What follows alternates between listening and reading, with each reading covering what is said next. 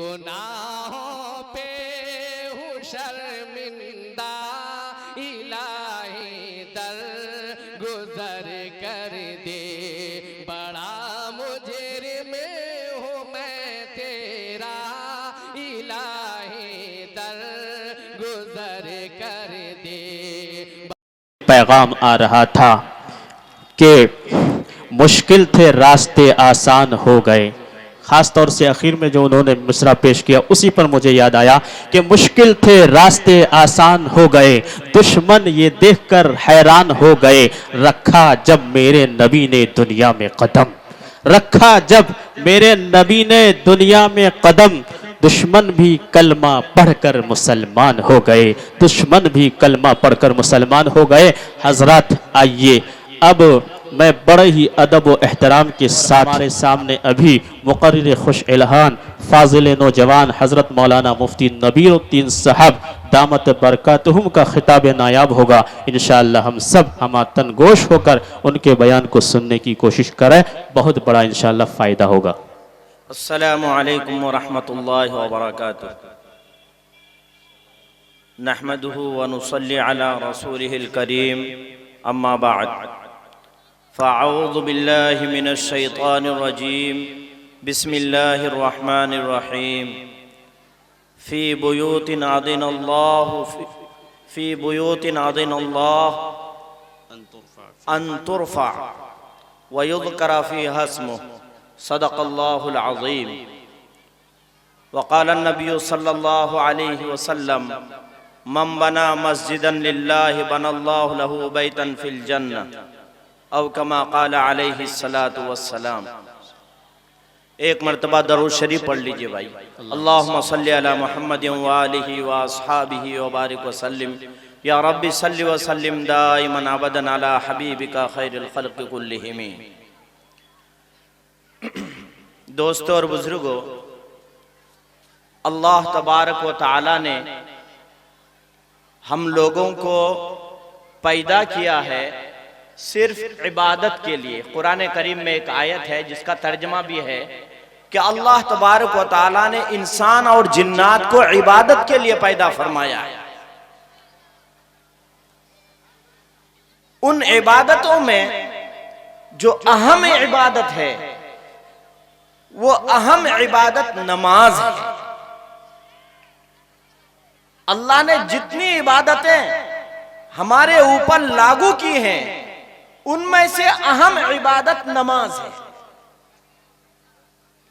اور نماز کے سلسلے میں یہ ہے کہ پوری روئے زمین میں کہیں بھی ہم نماز ادا کریں ہماری نماز ہو جائے گی، لیکن نماز ایک اتنی عظیم الشان،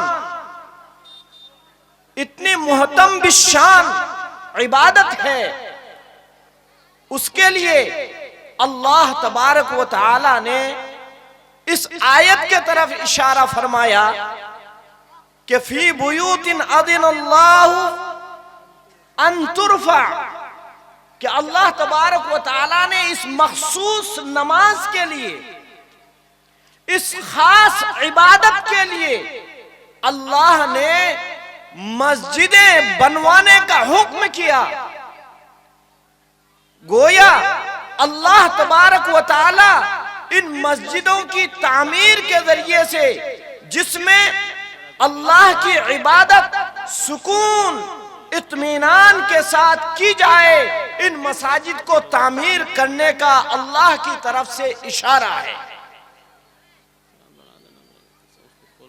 جن مسجدوں میں اللہ کا ذکر ہو، جن مسجدوں میں اللہ کی فکر ہو، جن مسجدوں میں اللہ کی عبادت ہو، جب کوئی آدمی مسجد بناتا ہے اس مسجد میں عبادت کے لیے ایک سکون سا حاصل ہوتا ہے، اور بغیر مسجد کے اگر ہم نماز پڑھیں گے تو اس میں اتنا سکون نہیں ہوگا، لیکن مسجد میں نماز پڑھیں گے تو اس میں ایک عجیب قسم کا سکون محسوس ہوتا ہے۔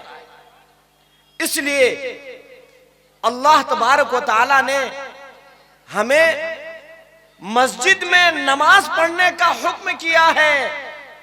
حدیث میں ہے کہ اگر آپ مسجد کے پڑوسی ہیں اور مسجد کے پڑوسی ہو کر مسجد میں نہیں آ رہے ہیں تو ایسی صورت میں اللہ کے رسول صلی اللہ تعالی علیہ وسلم فرماتے ہیں کہ میرا دل چاہتا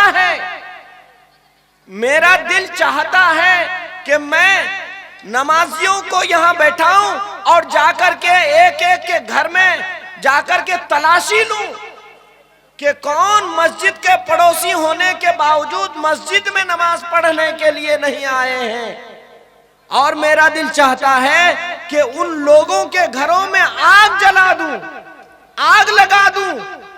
لہذا دوستوں اور بزرگوں، یہ گویا کہ یہ بہت بڑی وعید ہے کہ مسجد کا پڑوسی ہونے کے باوجود ہم مسجد میں آ کر نماز نہ پڑھیں۔ مسجد اس لیے بنائی جاتی ہے تاکہ اس میں اللہ کی عبادت کی جائے۔ اب مسجد تو بنا لی، عالی شان مسجد بنائی، لیکن مسجد کو استعمال نہیں کر رہے ہیں۔ وہی بیچارے ایک بوڑھے، وہی بیچارے دو بوڑھے، باقی نہ کوئی جوان اور نہ کوئی اور دوسرے لوگ، بس دو آدمی کو ٹھیکہ دے دیا مسجد کا کہ بھئی تم دونوں پڑھتے رہنا۔ اللہ کے یہاں اس کا بہت سخت جواب دینا پڑے گا کہ مسجد کا پڑوسی ہو کر مسجد کو استعمال نہ کیا جائے۔ جتنی بڑی مسجد بنائیں گے مسجد کا خوراک ہمیں ادا کرنی ہوگی۔ اگر ہم نے مسجد کا خوراک ادا نہیں کیے تو اللہ کے یہاں جواب دینا ہوگا۔ اسی لیے اللہ نے ہمیں مسجد بنانے کا حکم دیا ہے، اور آگے جو ایک لفظ ہے ان ترفع، اس ترفع کے اندر مفسرین نے لکھا ہے کہ اس میں اللہ کے ذکر و فکر کے ذریعے سے اس کو بلند کیا جائے، مسجد کو مزین کیا جائے۔ اور دوسری تفسیر یہ بھی لکھا ہے کہ مسجد کو میناروں سے، محرابوں سے اور گنبدوں سے اس کو مزین کیے جائے۔ آج کا جو یہ میں اس آیت کا انتخاب اس لیے کیا کہ آج کے آپ کے جلسے کا عنوان یہی ہے۔ یہ جو مسجد جس کے سامنے آپ حضرات بیٹھے ہوئے ہیں، اسی مسجد کے عنوان پر، اسی مسجد کے تعمیر و ترقی کے لیے آج کے اس جلسے کا انعقاد ہوا ہے۔ لہذا دوستوں اور بزرگوں، مسجد کی تعمیر اور مسجد میں حصہ لینے کی بہت بڑی فضیلت ہے، بہت بڑی فضیلت ہے۔ اللہ کے رسول صلی اللہ تعالی علیہ وسلم فرماتے ہیں، حضرت عبداللہ ابن عمر رضی اللہ تعالی عنہ فرماتے ہیں کہ میں نے اپنے کانوں سے سنا۔ کیا سنا؟ حضرت عبداللہ ابن عمر فرماتے ہیں کہ میں نے اللہ کے رسول کو فرماتے ہوئے سنا کہ من بنا مسجدا للہ بنا اللہ لہ بیتا فی الجنہ، کہ جو شخص اللہ کے واسطے مسجد بناتا ہے، جو شخص اللہ کے واسطے مسجد بناتا ہے، اللہ تبارک و تعالی ان کے لیے جنت میں گھر بنائے گا۔ اللہ تبارک و تعالی ان کے لیے جنت میں گھر بنائے گا۔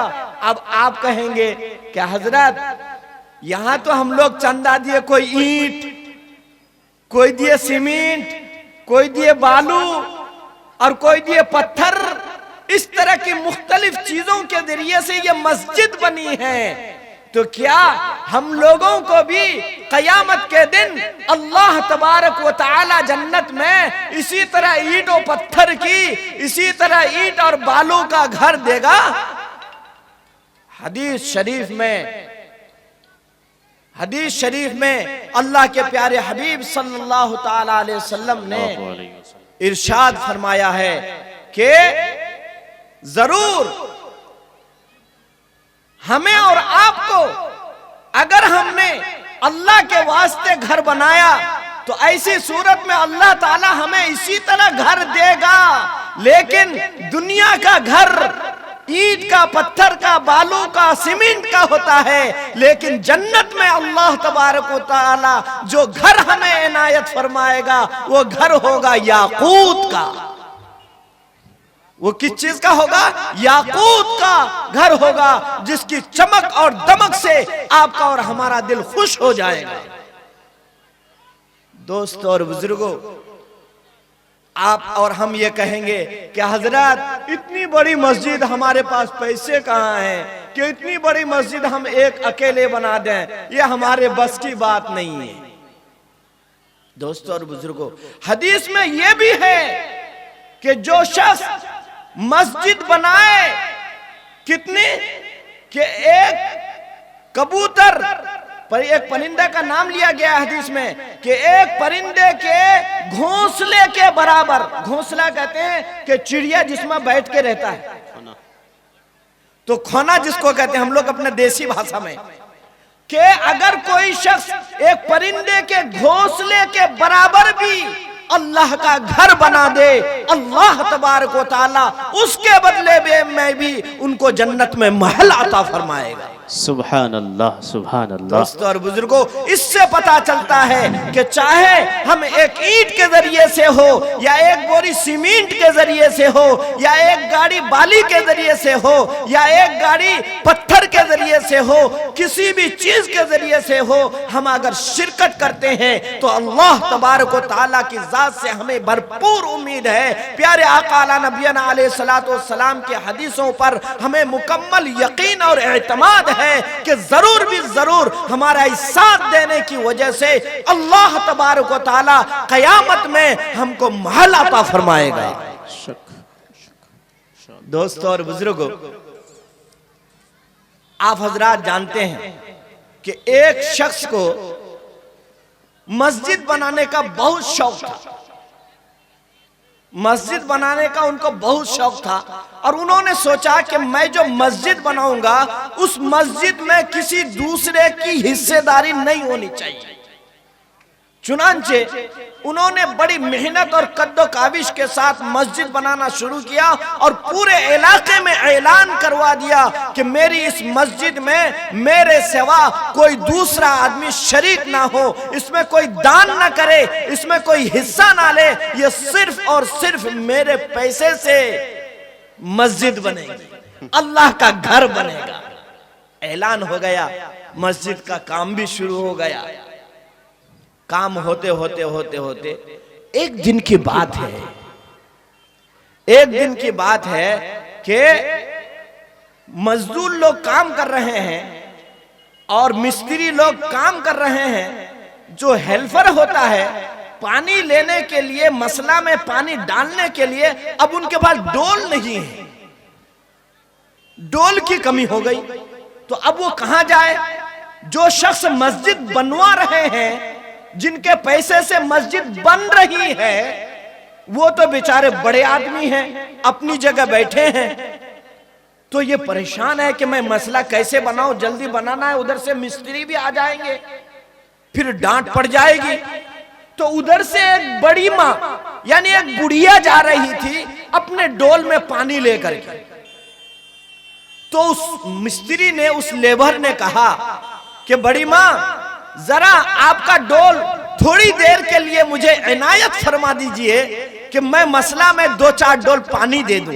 کہتا ٹھیک ہے بیٹا، کوئی بات نہیں، لے لو۔ چنانچہ اس بڑھیا سے ڈول لے کر کے اس مزدور نے، اس لیبر نے 2-4 ڈول پانی دے کر کے اس ڈول کو پھر اس اماں کو دے دیا۔ لیکن اماں نے کہا بیٹا جب مسجد کا کام کرو گے، میرا تو یہ پرانی بالٹی ہے، پرانا ڈول ہے، میں اس کو کیا کروں گا، آپ لے کر کے اپنا کام کرتے رہنا۔ چنانچہ یہ کہہ کر وہ بڑی اماں چلی گئی، چلی تو گئی، مسجد بن گئی، شاندار چھت ہو گیا، اور اس کے بعد رنگ و چنگ، اور اسی طرح سے مسجد منبر و محراب کے ذریعے سے بہت عمدہ قسم کی مسجد بن گئی۔ مسجد بن جانے کے بعد وہ شخص جن کے پیسے سے، جن کی محنت سے اور جن کے صرفے سے یہ مسجد بنی، وہ شخص خواب میں دیکھ رہا ہے کہ میں جنت میں ٹہل رہا ہوں، اور جنت میں ٹہلتے ہوئے اس میں بہت आली किस्म की, बहुत उम्दा किस्म का एक महल है, जिसमें उस शख्स का जिसने मस्जिद बनाया उसमें उनका नाम लिखा हुआ है। ये देखकर तो वो बड़ा खुश हुआ कि अल्हम्दुलिल्लाह, मैंने दुनिया में जो घर बनाया उसका बदला अल्लाह ने उससे भी बेहतर याकूत का महल मुझे अल्लाह ने अता फरमाया है। लेकिन उन्होंने देखा कि उसके महल के बराबर में एक उसी किस्म का हूबहू उसी तरह से एक और महल है, जिसमें उस बुढ़िया का नाम लिखा हुआ है, जिस बुढ़िया के डोल से मजदूर ने पानी डाला था। चुनांचे वो देखकर वो बड़ा हैरान हुआ। वहां जो दरबान था उससे पूछा कि ये घर फिर किसका है? तो उसने बताया कि दुनिया में जो आपकी मस्जिद बनी है, उस मस्जिद में एक बुढ़िया ने भी हिस्सा लिया था, उस बुढ़िया के लिए अल्लाह ने ये घर बनाया है। सुभान अल्लाह। चुनांचे ख्वाब से बेदार होते हैं। बेदार होने के बाद उनका गुस्सा आपे से बाहर हो जाता है कि हाँ, मैंने तो कह दिया था कि मेरी मस्जिद में कोई भी शख्स शरीक नहीं होगा, कोई भी मेरी मस्जिद में दान नहीं करेगा, मैं अकेला मस्जिद बनाऊंगा। लेकिन कौन है जिसने मेरी मस्जिद में आकर के शिरकत कर ली है? चुनांचे तलाश करवाया। तलाश करते करते करते करते करते उस बुढ़िया तक इनकी पहुंच हो गई। चुनांचे उस बुढ़िया साहिबा को ये बुलाए। बुलाने के बाद बड़े अदब के साथ बोले कि अम्मा जान,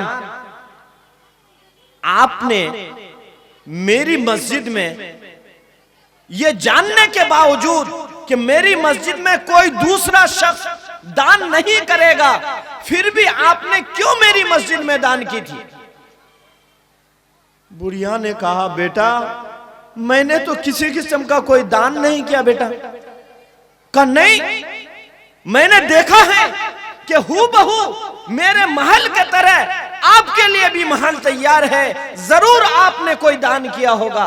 कहा बेटा मुझे तो याद नहीं है मैंने किसी किस्म का दान किया है। आपके लेबर जो काम कर रहे हैं, उन लेबरों को एक दिन बाल्टी की जरूरत पड़ गई थी, मैंने बेटा अपने घर की पुरानी बाल्टी, बोसीदा बाल्टी मैंने आपके मजदूर को दिया था, बस इसके अलावा तो मैंने किसी किस्म का कोई दान आपकी मस्जिद में नहीं किया था।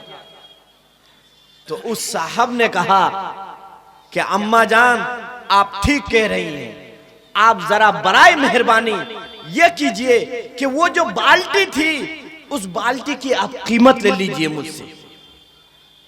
तो अम्मा ने कहा नहीं बेटा नहीं चाहिए, वो तो पुरानी फटी हुई बाल्टी थी। कर नहीं अम्मा ये लीजिए, आप 1000 रुपए ले लीजिए। कहते ना ना ना ना बेटा नहीं लूंगी। कहते 5000 ले लीजिए। कहते ना ना नहीं लूंगी। 10,000 ले लीजिए। कहते नहीं लूंगी। 1 लाख ले लीजिए। कहते नहीं लूंगी। कहते अम्मा जान 10 लाख रुपए ले लीजिए, आपको लेकिन लेना पड़ेगा। उस अम्मा जान ने कहा बेटा 1 लाख क्या 10 लाख क्या 10 करोड़ रुपए अगर दे दोगे फिर भी मैं उसकी कीमत नहीं लूंगी। ये जान लो जिस ख्वाब को तुमने देखा है उस ख्वाब को मैंने भी देख लिया है। सुभान अल्लाह। जिस ख्वाब को तुमने देखा है मैंने भी उसको देख लिया है कि मैं अपनी जन्नत को तुम्हें पैसों के बदले में नहीं दे सकता। सुभान अल्लाह सुभान अल्लाह। दोस्तों और बुजुर्गों, आप हजरात बड़े मुबारक हैं, बड़े काबिले मुबारकबाद के मुस्तहिक हैं कि आपने अल्लाह के घर की निस्बत पर जो जलसा मुनाकिद किया गया है उस निस्बत पर आप हजरात यहाँ बैठे हैं। हो सकता है अल्लाह की घर की निस्बत पर इस बैठने ही को अल्लाह ताला कबूल फरमा ले और आपके और हमारे जन्नत में जाने का सबब बन जाए। सुभान अल्लाह अल्लाहु अकबर। तो अगर हम और आप अल्लाह के घर में कुछ दान कर देंगे, کچھ روپیہ دیں گے، کچھ پیسہ دیں گے، کچھ سیمنٹ دیں گے، کچھ اینٹا دیں گے، تو وہ تو اور بہت بڑی فضیلت کی بات ہے، میں چندہ نہیں کروں گا۔ اس کے بعد جو بیلڈانگا سے آئے ہوئے شیخ الحدیث جناب حضرت اقدس مولانا و مفتی عبدالسلام صاحب دامت برکاتہم العالیہ، آپ حضرات کے سامنے قرآن و حدیث کی روشنی میں مدلل مفصل بیان فرمائیں گے۔ اس کے بعد وہ اتنے بڑے بزرگ ہستی آپ اور ہمارے پاس کسی قسم کا مسجد کے لیے اگر ہمیں بلاوا دے تو ہم بلا جھجک یہ سوچ کر کہ ہمارا 2 روپیہ، ہمارا 100 روپیہ، ہمارا 500 یا ہمارا 1 سیمنٹ کی بوری یا 1000 اینٹ یا 10 اینٹ لگ جائے اور یہی 10 اینٹ ہمارے لیے جنت میں محل تیار ہو جائے۔ بے شک دوستو انشاءاللہ ہم لوگ اس چیز کے لیے تیار ہیں نا بھائی؟ انشاءاللہ ہاتھ اٹھائے بھائی، ہاتھ اٹھا کر بولیے انشاءاللہ۔ ایک بات بتا دیتا ہوں، جیسا کہ مفتی اقبال صاحب دامت برکاتہم آپ حضرات کے سامنے بیان فرمائے، میں تقریر کے لیے نہیں بیٹھا ہوں، میں تو صرف مبادی یعنی حضرت مفتی صاحب کے آنے تک کے لیے تھوڑا سا وقت لیا آپ حضرات سے، لیکن میں یہ کہتا ہوں کہ ہمارے اس علاقے میں اتنی بڑی ہستی